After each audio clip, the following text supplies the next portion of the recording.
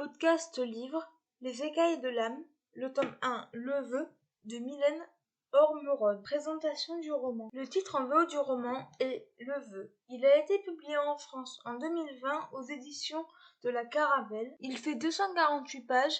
Je lui ai mis la note de 5 sur 10 et le conseille aux adolescents à partir de 16-17 ans. Quatrième de couverture. Les lunes rayonnent et s'alignent, elles sont au maximum de leur puissance. Personne ne sait, personne ne voit le dessin qui se profile, mais tous peuvent sentir l'énergie exceptionnelle qu'elle dégage. 3 lunes et 3 écailles, 3 hommes et un vœu, une femme et 4 destins. On dit que les dieux ne laissent rien au hasard, qu'ils sèment sur votre route un nombre incalculable d'épreuves, et que chaque être qui relève le défi se voit accorder une vie unique. Mimi, pourtant, ne semble pas avoir le choix et emprunte ce chemin malgré elle. Ce que j'ai pensé de ce roman. Avant de commencer, je tiens à remercier l'autrice de m'avoir proposé de découvrir ce tome 1 grâce au site Simplement. Cela a été une belle découverte avec, néanmoins, quelques bémols. 3 bébés naissent et sont promis à un grand avenir. Leur vœu va-t-il se réaliser? Les personnages sont clichés. Mimi est une jeune magicienne, mais dont la magie ne se développe pas. Elle est raillée par sa communauté. Elle est assez fragile.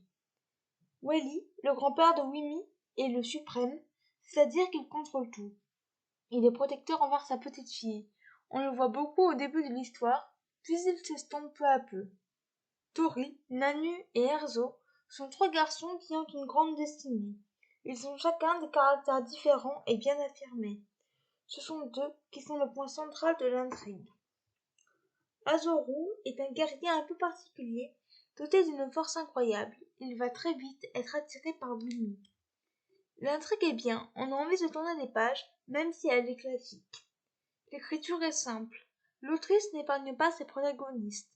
Elle peut être violente avec des scènes sensibles et explicites. L'univers est sombre et cruel, avec de la magie et des artefacts. Je n'ai pas vraiment compris la fin, ce qui me questionne sur le fait de poursuivre la découverte de l'univers. Merci encore à Mylène Ormerode pour sa confiance. Extrait du livre. Elle les observait depuis des heures gesticuler, discuter, s'exhiber dans leurs costumes noirs ou blancs. Les femmes portaient de belles robes laiteuses, tandis que les hommes arboraient des habits sombres imposants.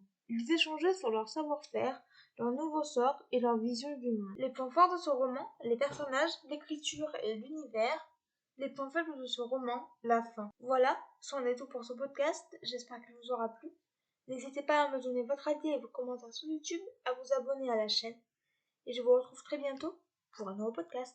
Ciao.